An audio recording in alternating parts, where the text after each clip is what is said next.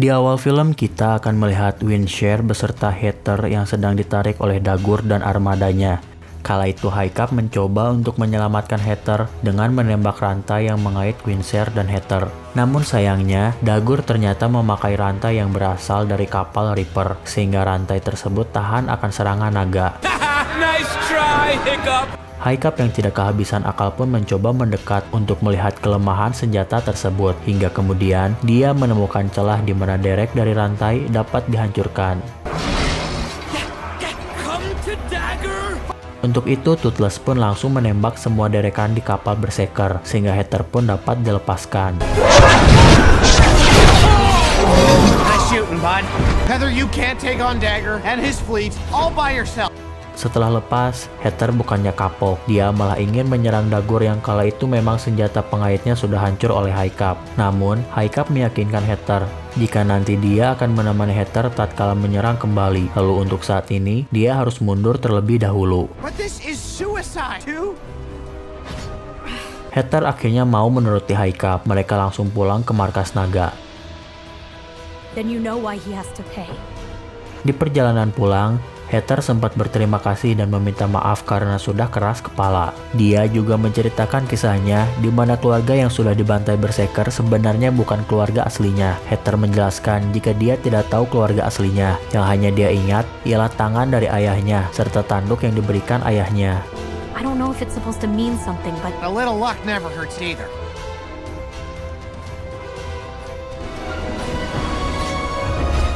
Singkat cerita, di markas naga, Heather meminta maaf kepada semua orang karena telah mengunci naga mereka. Teman-teman Haikap pun memaafkan Heather. Mereka juga bilang jika sebenarnya mereka dapat membantu Heather jika Heather memintanya. Bahkan Snotlout menawari bantuan yang lebih jika Heather mau tidur di kamar Snotlout. Clearly I understand. Why don't I show you around the edge? I'm basically chief. Kemudian Astrid pun menyelamatkan Heather dari rayuan Snotlout. Kala itu Astrid mengajak Heather untuk berlatih melempar kapak. better than one. True. Unless you have... You really have to show me. Sedangkan Haikap, kala itu dia melihat peta untuk memprediksi tujuan Dagur. Toothless yang saat itu bersama Haikap tertarik akan bau dari isi tas Heather. Dia pun mengeluarkan sesuatu yang membuat Haikap terkejut. Wait a minute. Ternyata, di tanduk yang sebelumnya Heather perlihatkan kepada Haikap, terdapat simbol kepemimpinan stoik ayahnya. Kala itu Haikap langsung curiga jika Heather adalah adiknya, karena memang Heather sebelumnya memberitahu jika dia diberi tanduk tersebut oleh ayahnya. Disebabkan hal tersebut, Haikap langsung berangkat ke desa Bug karena ingin memastikan langsung kepada ayahnya. Sementara Astrid dan Heather, setelah mereka berlatih, Heather meminta Astrid untuk menemani mengunjungi Pulau Siput. You forget something? Nope. Or something like... Di sana ternyata Heather ingin bertemu dengan Johan. Tujuan Johan bertemu Heather di tempat tersebut ialah untuk memberikan peta tujuan Dagur berikutnya. Johan mengatakan jika Dagur kali ini akan membeli kapal baru untuk armada berserkernya. Lalu Johan menyarankan Heather untuk menyerang Dagur sekarang sebelum Dagur membeli kapal. Karena jika sudah terjadi, armada berserker akan kembali terbentuk dengan sempurna. Take care of that dastardly berserker. Thanks, Johan. Come on, Astrid. You're not coming?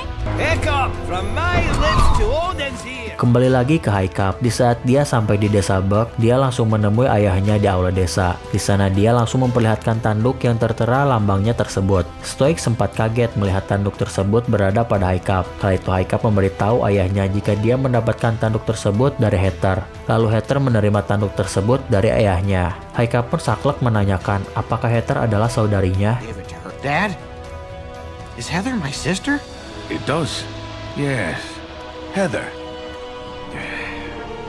Sementara Heather dan Astrid, mereka kembali ke markas naga. Lalu Heather meminta teman-teman Haikap untuk menyerang Dagur sekarang juga. Namun Fishleg, Astrid, dan bahkan Snotlout pun tidak setuju jika mereka harus berangkat tanpa Haikap. Mereka bilang keberadaan Haikap sangatlah penting karena Night Fury adalah naga terkuat di kelompoknya. Fishleg bilang merupakan misi bunuh diri jika mereka pergi menyerang Dagur tanpa Haikap.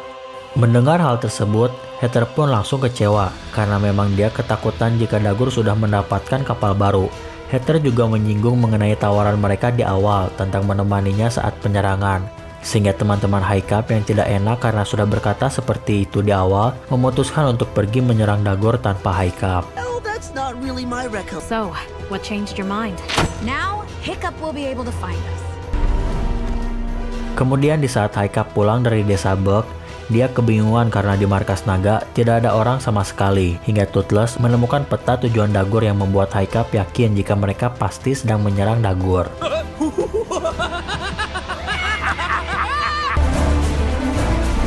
There he is! Alright, let me get... Sedangkan teman-teman Haikap, mereka sampai di posisi Dagor berada. Kala itu mereka menyerang dengan cara mengalihkan perhatian Dagor. Lalu Astrid dan Heather menyerang secara diam-diam dari belakang. Wanna attack like a rogue dragon rider that you are. A fool! Too high to hit anything. We're supposed to divert Dagger's attack. Di saat Dagor terfokus pada Fishleg, Snoutlout, dan si kembar yang memang tugasnya mengalihkan perhatian, satu persatu anak buahnya yang satu kapal dengan Dagor dapat dilumpuhkan oleh Astrid dan Heather, sehingga Dagor dapat disudutkan.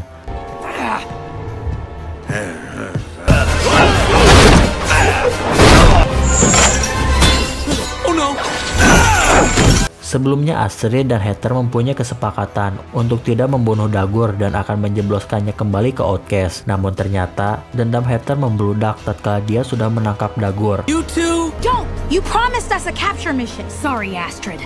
Saat itu Heather langsung bersiap akan membunuh Dagor. For the gods. Windshear!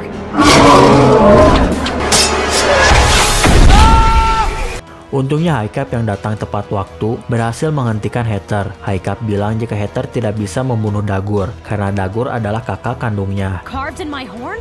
What do you... Haikap menjelaskan jika dia mengetahui hal tersebut dari ayahnya karena tanduk berlambang kepemimpinan stoik yang Heather miliki merupakan kado kelahiran dari ayah Haikap untuk kepala suku Berserker yang dulu. Dagor pun tertawa melihat respon dari Heather karena memang sebenarnya Dagor sudah mengetahui semuanya, namun dia menunggu momen yang pas untuk memberitahu Heather. Di tengah kebingungan Heather antara membunuh kakak kandungnya sendiri atau membalaskan dendam orang tua asuhnya, armada Dagor yang lain ternyata sudah mendekat. Dagor juga sudah melepaskan diri dari ikatannya, yang dibarengi tawa jahatnya. Kemudian Haikap pun memutuskan untuk mundur, lalu Heather juga mengurungkan niatnya untuk membunuh Dagor. Alright, gang, back to the edge! Setelah itu di markas naga, Heather memutuskan untuk pergi untuk mencari kebenaran lebih detail akan semuanya. Beberapa hari kemudian, Haikap mengajak teman-temannya ke tebing di sebuah pulau. Kala itu tujuan Haikap adalah untuk memperlihatkan temuan barunya, yaitu sayap naga buatan. Teman-teman Haikap tidak terkejut sama sekali tatkala Haikap memperlihatkan temuannya tersebut. Mereka malah mengolok-olok Haikap karena menurut mereka, mengapa kita harus menggunakan sayap buatan untuk terbang jika kita memang memiliki naga? Flying dragons? Why would we... It doesn't work, and it clearly will not. Can I have Toothless? Ugh, boys. Cemoohan teman-temannya tidak membuat Haikap patah semangat. Kala itu Haikap mulai melakukan uji coba temuannya tersebut. Hey everyone, Dragonfly 1, maiden flight. Namun ternyata percobaan pertama langsung gagal seketika. Begitupun percobaan kedua juga gagal. Hingga di percobaan ketiga, Haikap menyadari jika dia terbang melawan arah angin. Sehingga kemudian Haikap mencoba terbang mengikuti angin.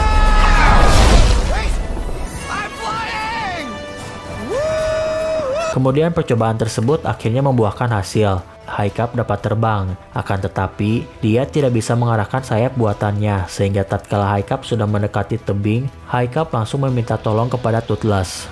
Might have to work on the steering a little bit. Toothless! What the... Untungnya Toothless dapat menolong Haikap di waktu yang tepat. Kala itu Haikap langsung menyudahi percobaan terbangnya. Teman-teman Haikap yang menyusul pun mengajak Haikap untuk pulang. What was that? That sounded like a dragon in distress. Guys? Akan tetapi di saat mereka akan pergi, mereka semua mendengar suara raungan naga yang terluka. Haikap dan teman-temannya pun langsung mencari sumber suara tersebut. A speed stinger. Dan ternyata suara raungan itu berasal dari seekor Speed Stinger muda yang kakinya patah. Melihat naga itu adalah Speed Stinger, Haikap dan semua orang tidak mau berurusan dengannya karena memang mereka kapok jika harus terkena sengatan Speed Stinger seperti di season 2. Hiccup, its leg is badly injured, and Speed Stingers can't fly. Namun kala itu, Fishleg mengingatkan Haikap jika Speed Stinger tidak bisa terbang dan satu-satunya alat transportasinya ialah kakinya sendiri. Haikap juga menyadari jika Speed Stinger adalah hewan nokturnal dan jika Speed Stinger berada di sana di siang hari, itu berarti dia sudah cedera dari malam tadi.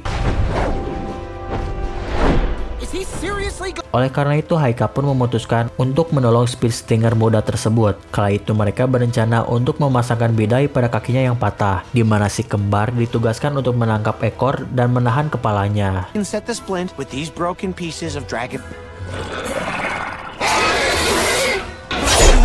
That's it? That's all you've got? Akan tetapi Ravnat malah bermain-main dengan Speed Stinger itu, hingga dia pun terkena sengatan yang membuat sebagian tubuhnya lumpuh. Fishleg menemukan hal baru di sini, di mana sengatan Speed Stinger muda ternyata tidak membuat lumpuh total, melainkan sengatannya hanya memberikan efek lumpuh pada bagian tubuh yang terkena sengatan.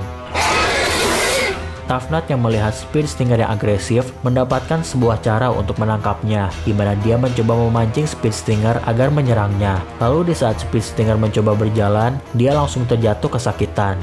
Kemudian kesempatan tersebut pun tidak Tafnat sia-siakan. Dia langsung menggabruk badan Speed Stinger, lalu Haikap meminta Astrid dan Fishleg untuk membantu Tafnat. Di saat keadaan sudah aman, Haikap langsung memasangkan bidai ke kaki Speed Stinger. Kala itu, Speed Stinger yang jadi bisa berjalan menghampiri Haikap.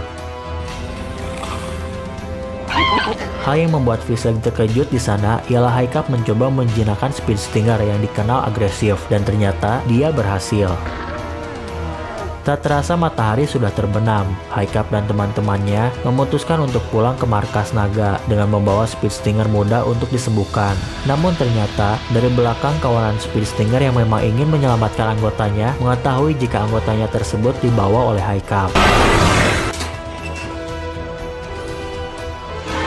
Singkat cerita, di markas naga, sudah 2 malam Speed Stinger berada di sana. Setiap malam, Fishleg mencoba melatih Speed Stinger muda itu. Tangan Fishleg juga sempat terkena sengatan. Namun yang membuat Haikap dan Astrid terpukau ialah keberhasilan Fishleg membuat Speed Stinger dapat mematuhinya.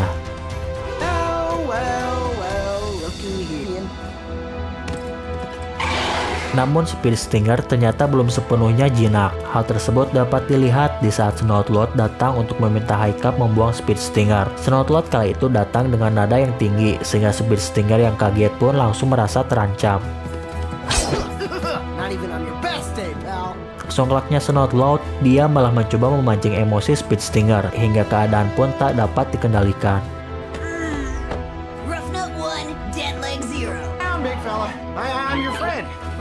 Ravnat yang sudah pulih kembali tersengat.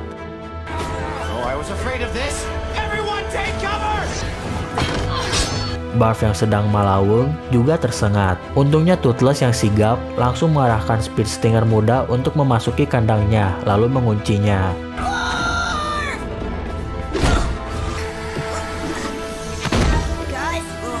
Di malam berikutnya, Snoutload mendatangi si kembar, lalu bilang jika mereka harus menyingkirkan Speed Stinger. Snoutload dari kemarin kekeh ingin menyingkirkan Speed Stinger karena memang dia trauma dengan kejadian penyerangan Speed Stinger seperti di season 2. Kala itu Ravnat yang sudah merasakan sengatannya menjadi orang yang paling setuju dengan Snoutload. Scene akan beralih di mana Fishleg yang melihat jika Speed Stinger sudah pulih. Dia pun meminta Midlag untuk melepas bidai di kaki Speed Stinger. Tak disangka Speed Stinger yang bidainya sudah terlepas bergerak lebih cepat dari sebelumnya. Kala itu Fishleg juga menemukan jika Speed Stinger yang sekarang sudahlah berevolusi, sehingga Speed Stinger dapat berpindah pulau tanpa harus menunggu lautan membeku. How did you do that? You adapted, evolved. Fishleg yang senang menemukan evolusi Speed Stinger langsung ingin memberitahu Haikap. Namun Fishleg tidak menyadari jika kawanan Speed Stinger sudah memasuki pulau markas naga untuk menjemput Speed Stinger muda. Kemudian, film pun selesai.